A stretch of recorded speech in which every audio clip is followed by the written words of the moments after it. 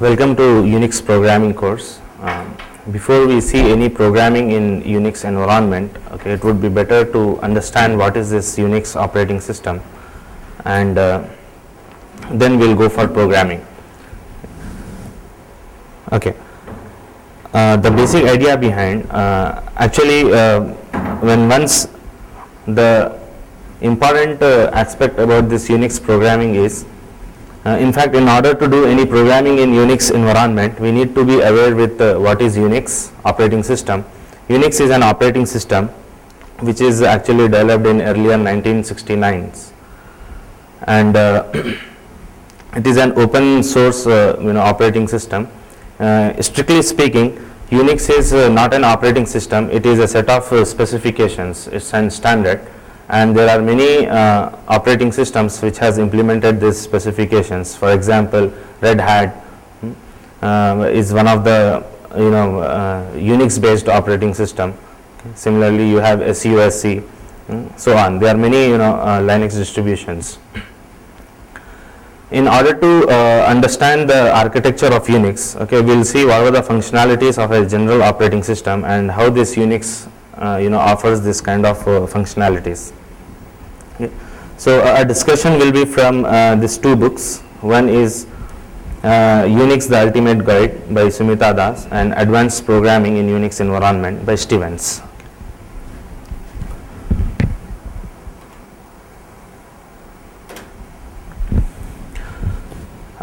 It would be better before we go for see what is Unix, why Unix, will see, like why actually this Unix environment has been invented, or why this Unix operating system has been invented.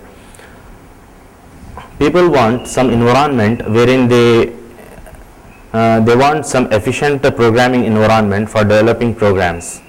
So at that time, whenever you want to have any operating system in those days, people want to develop an operating system keeping a specific machine into their mind. Okay. The example could be this. For example, you see the DOS operating system that has been implemented keeping 8086 processor in mind. Similarly, you have Zilog, okay, which has been kept Z80 in mind, and they have implemented it.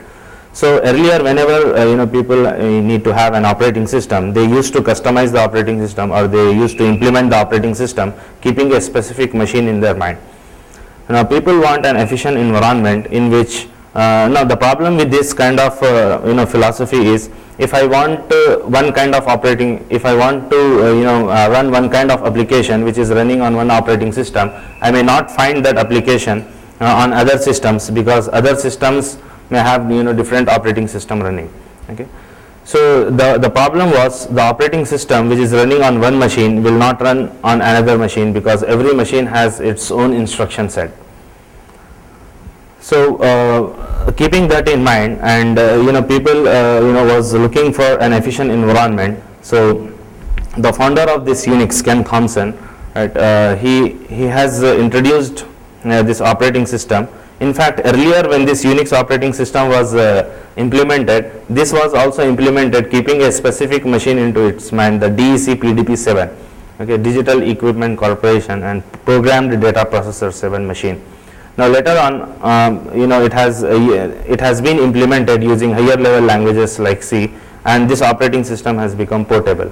The benefit what we have got from this is, this operating system can be executed on any machine. Now today we will be surprised to see that this Unix operating system is available on every, it can be installed on every machine. It can be supported by every machine, okay, ranging from our personal computers to laptops, mainframes, servers, supercomputers even, right. So this is what the importance of Unix. That's why the Unix has gained a lot of name in the market. And the second thing is, it's an open source. They are actually Unix is not freely available, but Linux is available free of cost, right? And it's an open source. If you know Linux, then ultimately most of the functionalities of Unix operating system or Unix specifications. So before we go for what is let's see what is Unix operating system. Okay, in fact, a computer operating system, it is designed to be used by many people at the same time.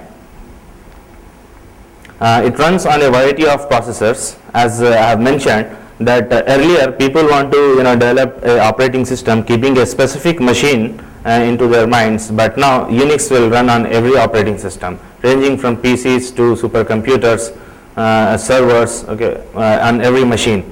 It provides a number of facilities like management of hardware resources, directory and file system, loading or execution or suspension of programs. In fact, these are the slides which directly conveys their meaning, but before we see that, actually what is a operating system? Operating system is actually, it's a set of services which eases the application development. In fact, it is a interface between the hardware of a machine. You have a bare hardware, okay, and here your application programs running. So operating system acts as an interface between your application programs or users with hardware. So these application programs, if they want to interact with the hardware, they will not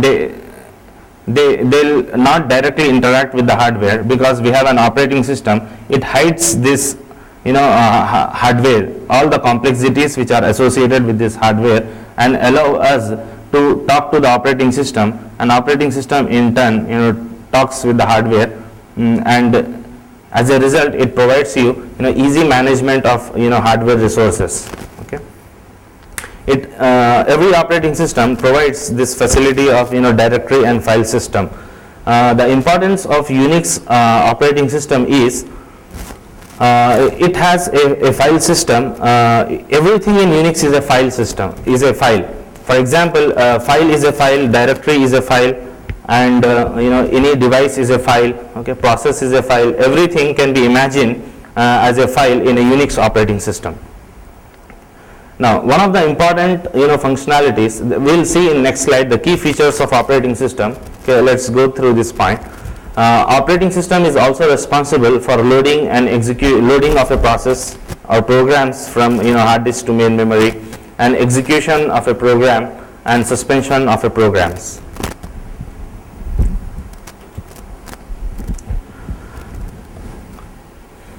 Now, what is the role of Unix operating system? These are the following key features which are supported by every operating system, and Unix in particular. The operating system, it allocates memory for the program and loads the program to the allocated memory.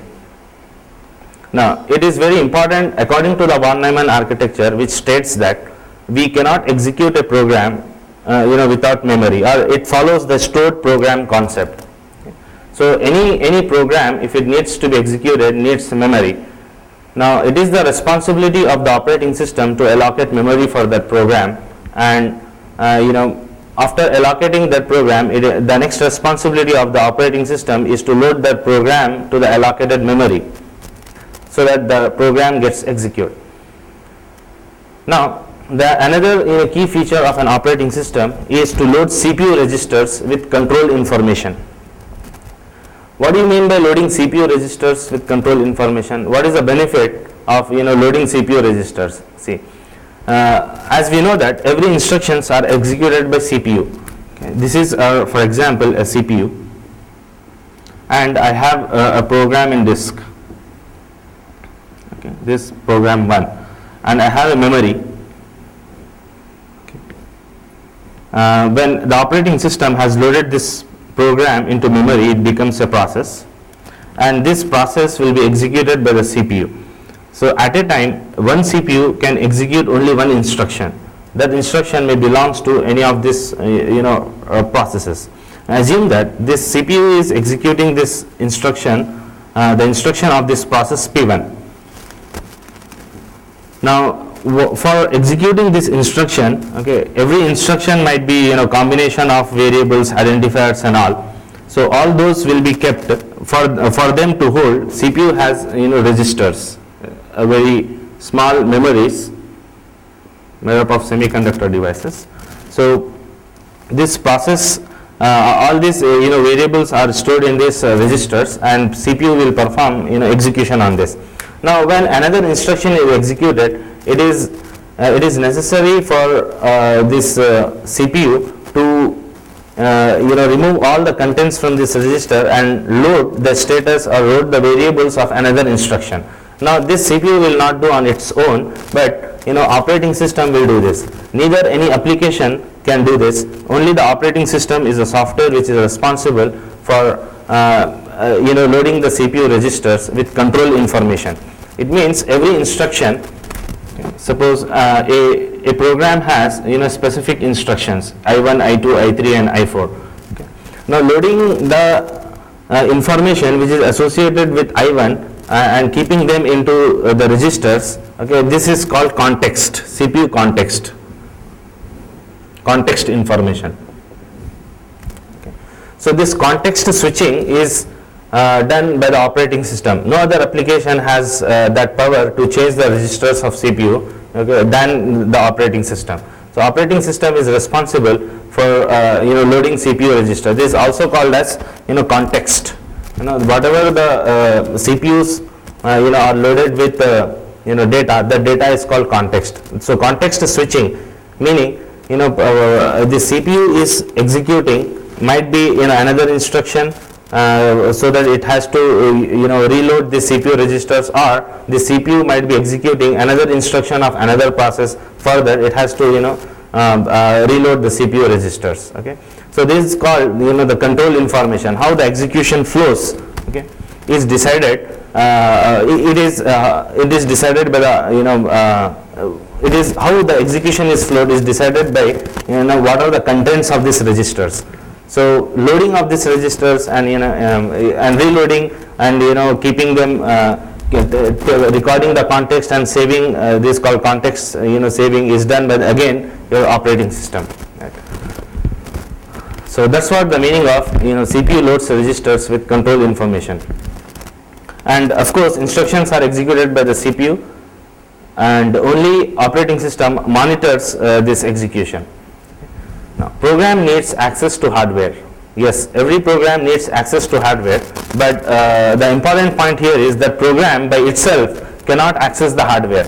It needs the support of operating system to access the hardware. It means that whenever every program want to access the resource of an hardware, they'll take the service from the operating system with the help of system calls. Right. Now these system calls will again in turn, they are actually an interface from the program to an operating system. System call is nothing but it's an interface. This system call is an interface between your application programs and the operating system. So whenever any application, and here you are having hardware resources, whenever your application want to access this hardware, it is not allowed directly for this application to access this hardware, but they have to first call the appropriate system call. The system call in turn access this in turn asks this service to the operating system, and operating system actually access at lower and to the hardware, and it provides the results to the application. So application is not directly talking to the hardware, but it is what directly talking to the hardware is the operating system. So operating system access hardware directly. No programs can access hardware directly. So there are few services, okay, which are given, which can be directly done by the application services, by the application programs. They are all called user level services, but there are few services which can be done only by the operating system. Okay, they are called as kernel level services. So all those services are done by the operating system. Even in order actually for carrying out the user level services also, the operating system is involved. If a program next point, if program completed its execution, cleans up memory and registers. Yeah, as of we have mentioned that not only loading but cleaning of this register is also done by your operating system. So operating system is responsible for all of these tasks. Okay. Why to use Unix? Because Unix has a lot of features which are supported. One of them is Unix is multitasking or multi-user operating system. Let us understand what do you mean by multitasking and multi-user operating system. There are actually few terms which are the terminology in operating system, like multitasking, multi-programming, and multi-user. The Unix is all of them. Right? In fact, there are a few earlier operating systems were based on sequential programming. Okay, there are many drawbacks of sequential programming. The drawback was, in a memory there is only one process is allowed to load, and when this process is executing on CPU, what happens is, when CPU is executing this process, assume that any instruction in this process P1 is executing any IO instruction. Suppose this process may have two types of instructions.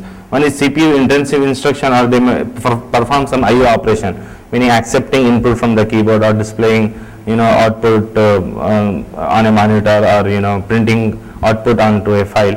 Okay, there are different IO operations are performed. Whenever there is any IO operation performed, CPU keeps remains idle. So this was the program in sequential programming. That's why this is limited, because even though the memory is available, your operating system is not allowing more than one process to come into memory.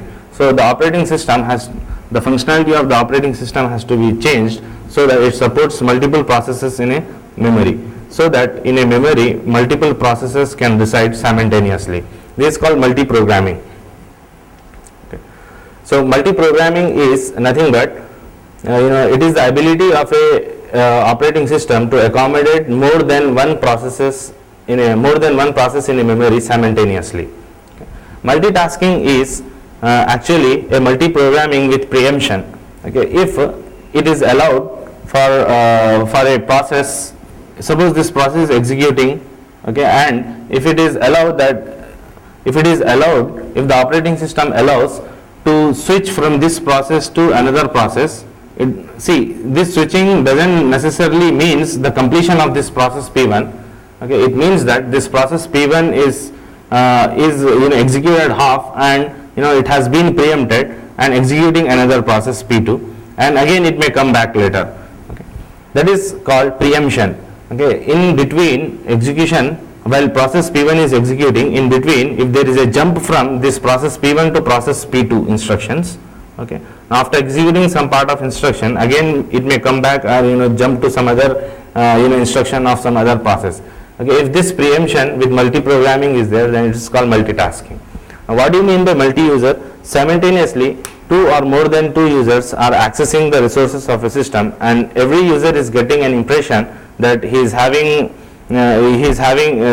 using the entire system, because we are very, very slow when compared to the CPU, and CPU will create an impression that it is giving you the entire power, but actually the operating system is designed in such a way that it will create an account for every user. Okay, every user will be given a specific memory, and that user, when it want to access the system resources, okay, he has to create an account first, and using his account he can log in. So like in Unix operating system, multiple users can log in simultaneously. Okay. Now it has lot of Unix also supports lot of networking capabilities. Okay.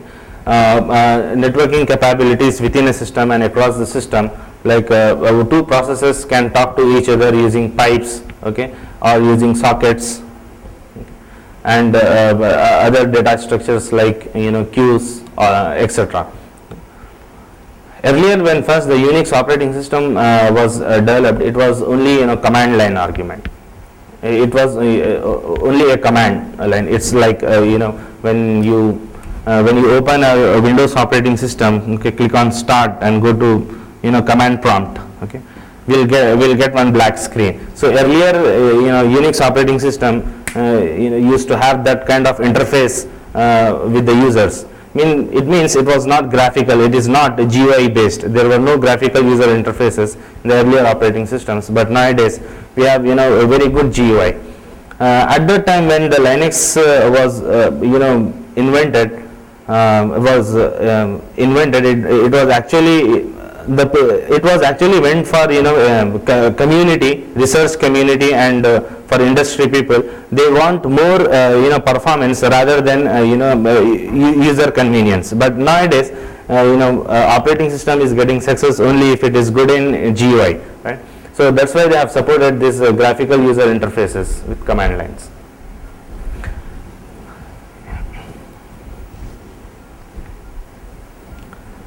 Okay, now it's easy to program because a lot of supports are provided by the Unix operating system, which are as a part of those programs comes as a part of Unix operating system.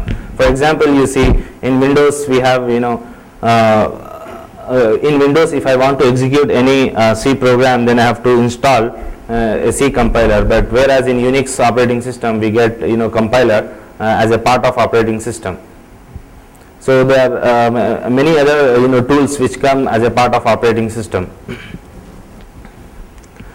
This Unix is not only used on personal computers, but I have mentioned earlier. Okay, Unix is portable across multiple environments. It can be used on personal computers, mainframes, and supercomputers.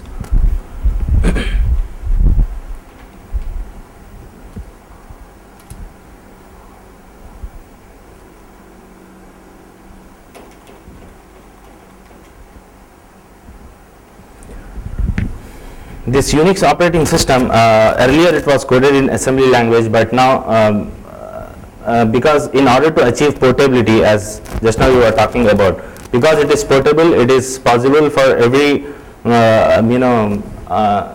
it is possible for Unix operating system to be ported on every machine. That portability we have got because of this, because this operating system has coded in C language.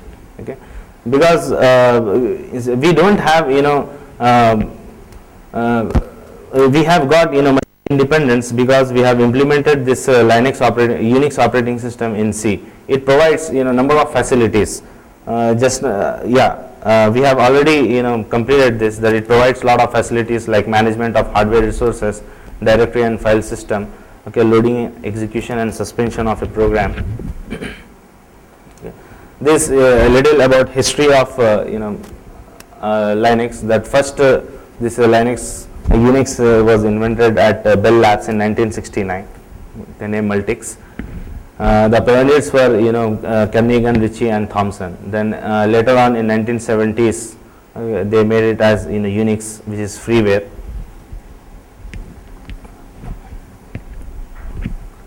We can skip this.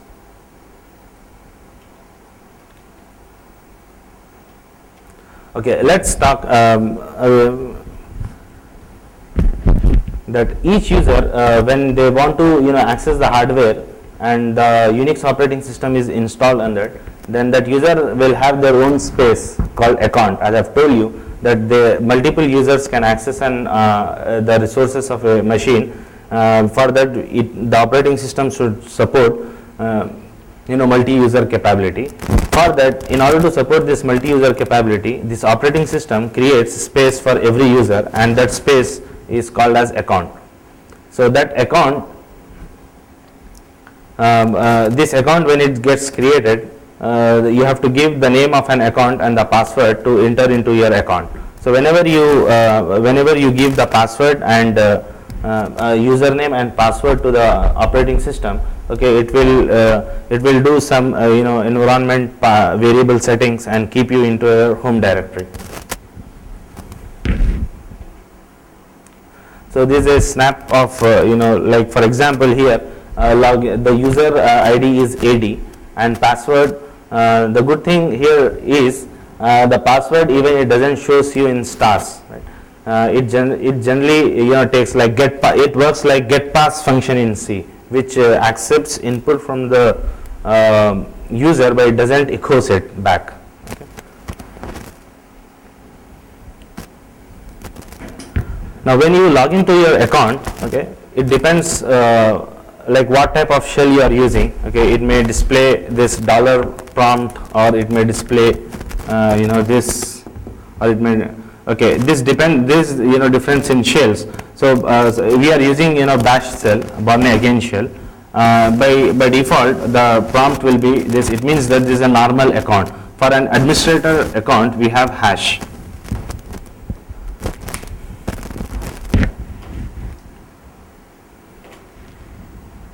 Okay, we'll stop here and continue in next session.